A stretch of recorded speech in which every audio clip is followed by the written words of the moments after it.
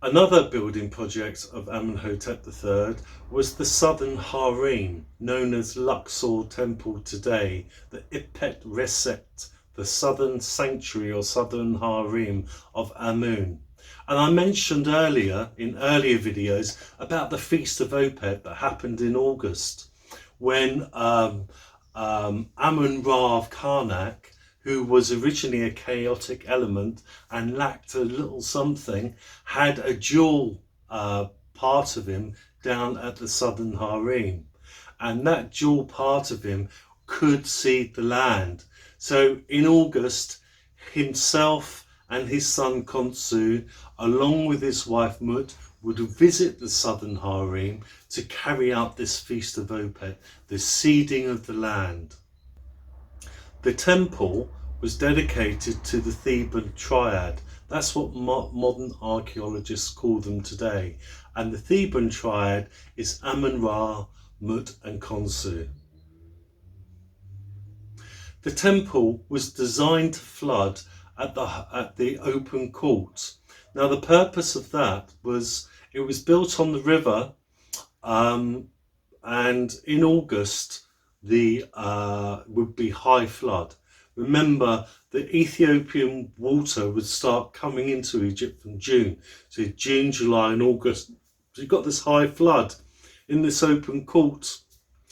And what they wanted to recreate is, as the flood waters dissipate, it will show the primeval mound emerging from the waters of chaos. Wow. So they wanted to recreate the ancient belief of their creation myths. Wow. So let's have a look at a plan of Luxor Temple. At the place marked F is the pylon. So that's the fortress, the gateway to protect the temple against the forces of chaos. Across the top of the pylon would have been a bridge. It would have had flagpoles hanging out from the top of it with flags draping down. Absolutely amazing. Can you imagine the sight? It would have been brightly painted. The stones you see today is not what the temple would look like in antiquity. All of these were brightly painted. Behind you, the pylon, you have the open court. Remember, that's how this cult is going to make their living. They're going to be expecting high-level dignitaries to come and visit that open court. And as the bark goes around the open court, it will stop and make prophecies, answer questions, and that sort of thing, but only for the rich. Behind that open court, at E, marked E, is the hypostyle hall.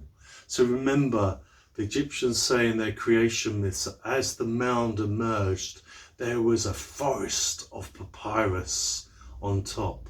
Well, that's what a hypostyle hall is, a forest of papyrus. At the place marked C on the map, that's the birth room. Now remember, at Hatshepsut's mortuary temple at Dela Bakri, she had a picture carved on the walls of her birth. Now she was born as a baby, okay, by the gods, not Amunhotep III.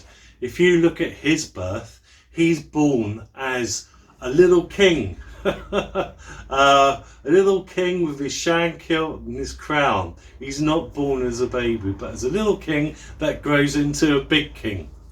That always tickles my sense of humour. B is the holy place for the bark shrine. So remember, they needed to put the bark shrine somewhere, and that's where it was located. It has a entrance that you can bring the bark in, and an entrance to take the bark out. So the bark was a wooden boat.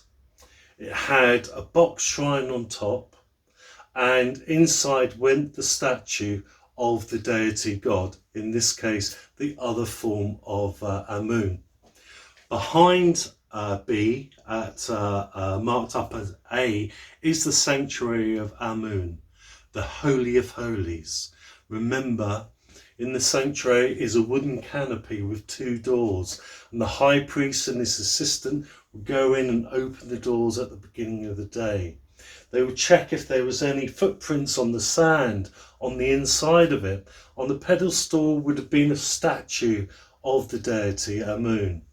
Then they picked up the statue and placed it on another pedestal outside of the wooden shrine. And there the statue would be enticed with incense and offerings and wine and music and dancing. And what they were trying to do, they were trying to encourage the spirit of the god of Amun to go inside the statue so it could communicate with the living. Once those rituals had been done, the statue was picked up by the high priest and his assistant and placed in that bark shrine. And then off they go. The roadshow would go off to the open court to do their business.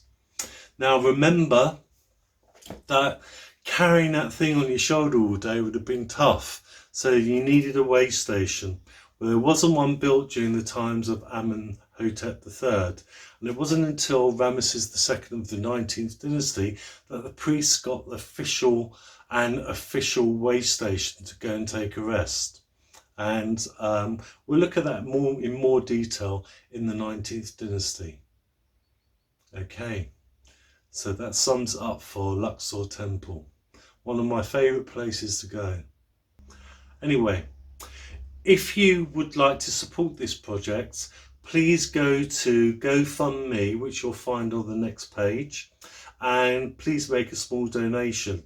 The idea is to make video tours of Luxor Temple, which can be downloaded onto your phone.